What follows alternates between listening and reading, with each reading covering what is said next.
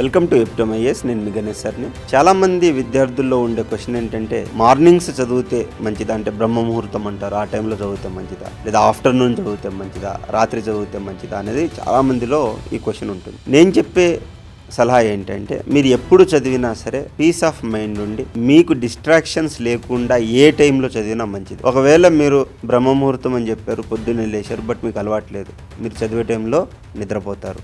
So బ్రహ్మ ముహూర్తంలో లేచినా కూడా ఉపయోగం ఉండదు. కొంతమందికి రాత్రుళ్ళు చదివితే చాలా ఇంట్రెస్ట్. బీహార్ వాళ్ళు చాలామంది నైట్స్ ఎక్కువ చదువుతారు. ఎందుకు? రాత్రులు చదివినప్పుడు ఎలాంటి డిస్టర్బెన్సెస్ ఉండవు. సో వాళ్ళు చదివింది వాళ్ళకి అర్థమవుతుంది, నిద్ర రాదు. ఎందుకు నిద్ర రాదు? మరి రాత్రుళ్ళు ఉన్నప్పుడు పొద్దున్న నిద్రపోవాల్సి వస్తుంది. చాలామంది మిమ్మల్ని లేజీ అనొచ్చు, లేదా రోజంతా పడుకుంటున్నాం అని కూడా అనుకోవచ్చు. బట్ మీకు ఆ కాన్సెప్చువల్ క్లారిటీ మీకు ఉండాలి. ఫస్ట్ మీరు ఏం చేస్తున్నారు, ఎలా చేస్తున్నారు అనే క్లారిటీ మీకు ఉండాలి. మీరు సమాధానం ఇవ్వగలగాలి. ఆ విధంగా చేసినట్లయితే పొద్దున్న చదివినా, మధ్యాహ్నం చదివినా, రాత్రి చదివినా సరే మీకు నిద్ర రాకుండా, డిస్టర్బ్ అవ్వకుండా, చదివింది గుర్తుండేటట్టు ఎప్పుడు చదివినా సరే అది మంచి టైమే. All the very best. Please do subscribe to ఎప్టోమైఎస్.